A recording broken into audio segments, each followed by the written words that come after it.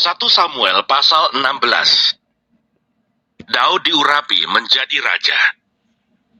Berfirmanlah Tuhan kepada Samuel, "Berapa lama lagi engkau berduka cita karena Saul? Bukankah ia telah kutolak sebagai raja atas Israel? Isilah tabung tandukmu dengan minyak, dan pergilah. Aku mengutus engkau kepada Isai, orang Betlehem itu, sebab di antara anak-anaknya telah kupilih seorang raja bagiku." Tetapi Samuel berkata, "Bagaimana mungkin aku pergi? Jika Saul mendengarnya, ia akan membunuh aku." Firman Tuhan, "Bawalah seekor lembu muda, dan katakan, aku datang untuk mempersembahkan korban kepada Tuhan. Kemudian undanglah Isai ke upacara pengorbanan itu. Lalu aku akan memberitahukan kepadamu apa yang harus kau perbuat. Urapilah bagiku orang yang akan kusebut kepadamu."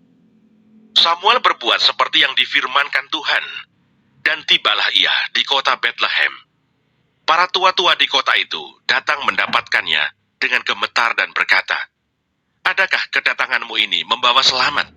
Jawabnya, "Ya, benar. Aku datang untuk mempersembahkan korban kepada Tuhan.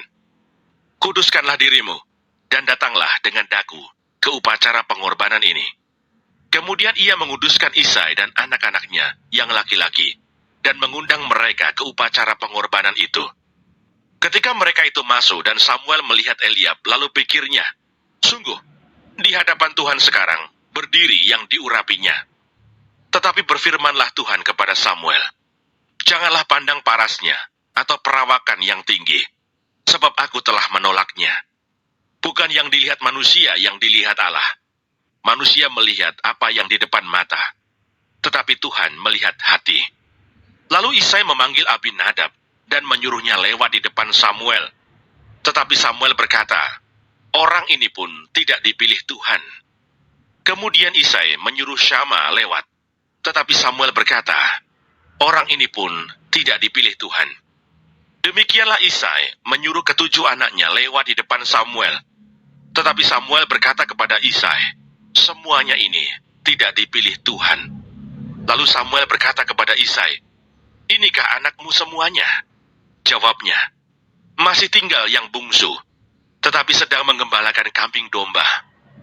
Kata Samuel kepada Isai, "Suruhlah memanggil dia, sebab kita tidak akan duduk makan sebelum ia datang kemari." Kemudian disuruhnyalah menjemput dia. Ia kemerah-merahan, matanya indah, dan parasnya elok. Lalu Tuhan berfirman, "Bangkitlah, urapilah dia, sebab inilah dia." Samuel mengambil tabung tanduk yang berisi minyak itu, dan mengurapi Daud di tengah-tengah saudara-saudaranya. Sejak hari itu dan seterusnya, berkuasalah roh Tuhan atas Daud.